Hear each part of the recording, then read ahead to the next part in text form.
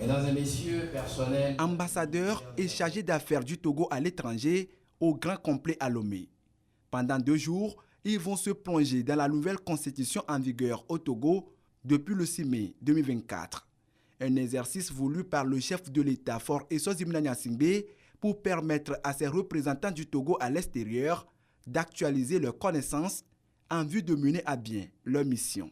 En tant qu'ambassadeurs, représentants de notre pays à l'étranger, ils seront ceux qui devront défendre cette constitution à l'étranger face aux questions qui pourront leur être posées par leurs homologues ou par les représentants des pays dans lesquels ils ont juridiction. En plus du thème central sur la nouvelle constitution au Togo, 8 autres thématiques aussi pertinentes les unes que les autres sont inscrites à l'ordre du jour de cette conférence.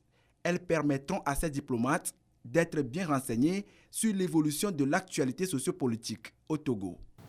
Je tiens à souligner que l'adoption de cette nouvelle constitution est un choix stratégique, responsable et visionnaire du président de la République.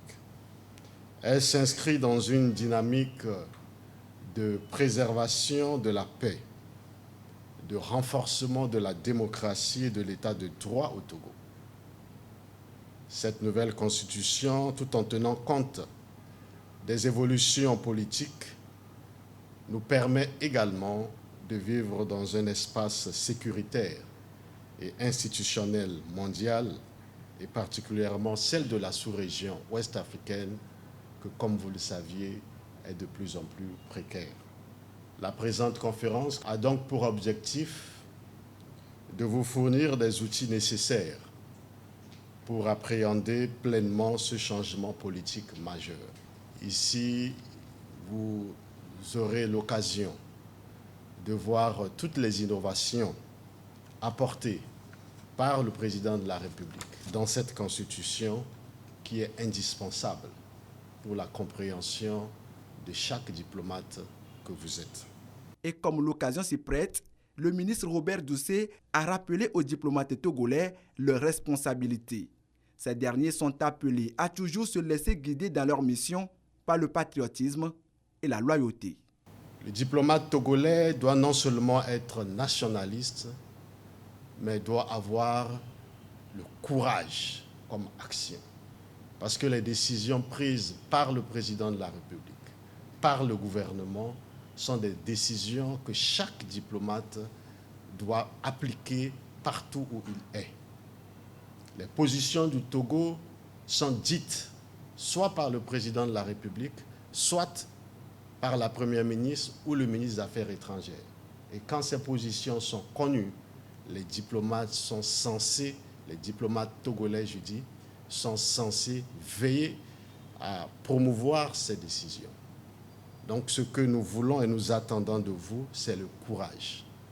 Parce qu'il arrive parfois où les décisions sont prises, où le Togo prend une position dans les conflits internationaux, dans la sous-région, comme vous le saviez. Mais nous sommes surpris de constater que les diplomates ont peur. Les diplomates togolais, vous qui êtes à l'étranger, vous avez peur de défendre la position de votre pays. Je voudrais vous rappeler que le diplomate est aussi loyal. Loyal envers son pays, loyal envers le président de la République, loyal envers les décisions prises par le gouvernement. Avant cette conférence, les représentants du Togo à l'étranger étaient en visite de terrain dans la région des Savanes, notamment dans le quartier général de l'opération Kondouaré, où ils ont été informés sur les différentes actions entreprises par le chef de l'État Faure Essozi-Mna Gnassingbé pour lutter contre le terrorisme et l'extrémisme violent dans la région. Ils ont également échangé avec les populations de la préfecture de Kpendjal sur leur résilience face aux menaces sécuritaires dans cette partie du Togo.